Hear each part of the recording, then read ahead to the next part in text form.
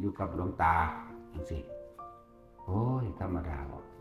บวชเขามาได้4 ปีกว่าจะได้เข้าไปดูแลอันนั้นอันนี้เล็กน้อยใส่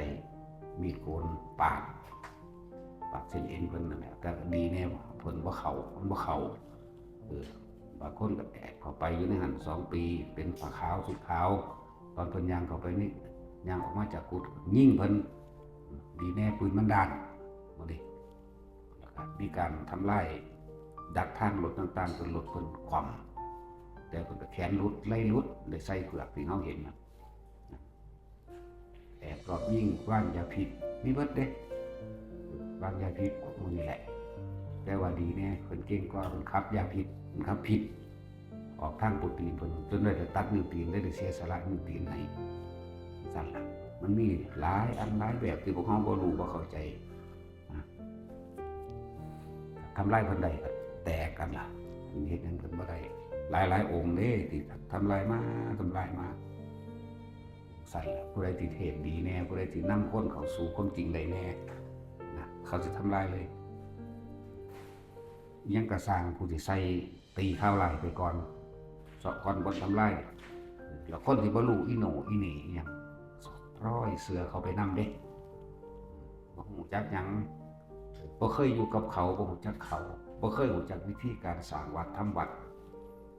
คนสร้างวัดรู้ดีคนที่เคยเฮ็ดนอกนั้นบ่รู้จักหยังเพราะว่าเขาสิตีข่าวไปในทางเสียหายบุกรุกป่าสงวนบุกรุกสปก.ที่ทำกินบุกรุกเป็นไปบ่ได้อยู่ซื่อ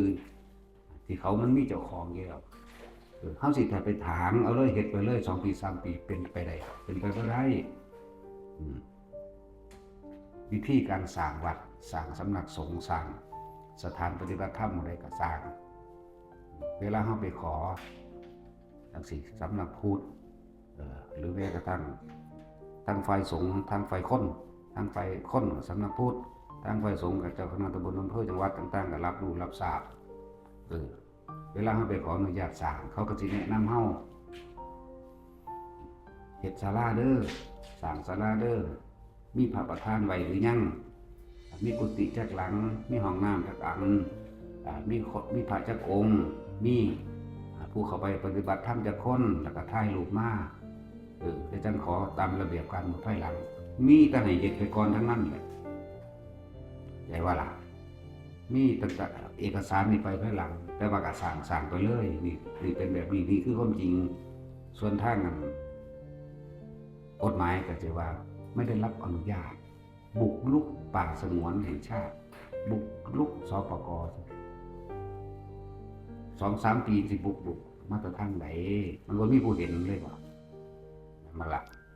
ในทางนี่คือเขาสิใส่ตัวนี้เขามาเป็นการทำลายหมู่คณะสงฆ์คนบ่รู้เรื่องจะไปแสดงความคิดเห็นคอมเมนต์ในทางที่เสียหายกับเขาแต่ของบ่ฮู้จักเขาไปรู้จักกฎหมายมันใส่ตัวนี้แต่คนสร้างบ้านแท้ๆเฮ็ดไปแล้วเป็นบ้านเป็นหลังมีห้องน้ำติดฟืนติดไฟจังไปขอบ้านเลขที่หลังเรียกว่าอนุญาตที่หลังคือกันบ่ต่างกันเลยนั่นแหละพวกนักกฎหมายทั้งหลายมันสิใส่วิธีนี้ไม่ได้รับอนุญาตบางใดไม่ได้รับอนุญาตโดยที่ดินเปล่าๆเลยให้จัดสร้างเป็นสำนักสงฆ์เป็นวัดให้จัดสร้างเป็นบ้านให้จัดสร้างเป็นโรงงานสร้างเป็นโรงเรียนโรงพยาบาลบ่มีแต่สร้างไปก่อนแล้วเดินเอกสารที่หลังแล้วก็เป็นไปบ่ได้ที่ไปถางเอาเลยเฮ็ดอยู่อัน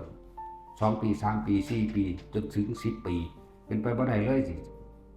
เขาสิไปถางเอาเลยมันมีเจ้าของติดต่อซื้อขายถวายก็ว่าไปถวายบ่ซื้อขายถวายบ่ถวายก็ซื้อขายกันดีๆนี่แหละบางใดแม่มันสิขายบ่ได้เลยสปก.ซื้อขายไม่ได้ต้องรับต่อจากญาติขายบ่ได้มึงสิเอาไปจำนองจำนำธนาคารเนี่ยธนาคารตัวเป็นผู้ซื้อซะแล้วหลายแบบ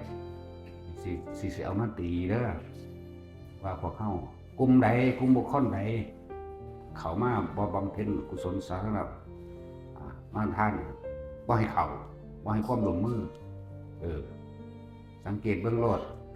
ภาคใต้เขาเฮ็ดแนวใดๆเฮาก็เฮ็ดได้คือกัน เอาแบบเดียวกันจึงสิอยู่รอดเด้อเขาฆ่าพระเผาทำลายวัดเขาก็ฆ่าบัดไหนคือกันอยากบ่ล่ะ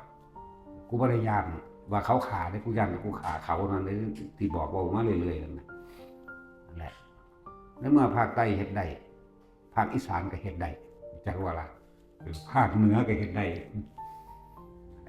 บอกประกาศไปจังซี่เลยเฮาเปิดหน้าอยู่แล้ว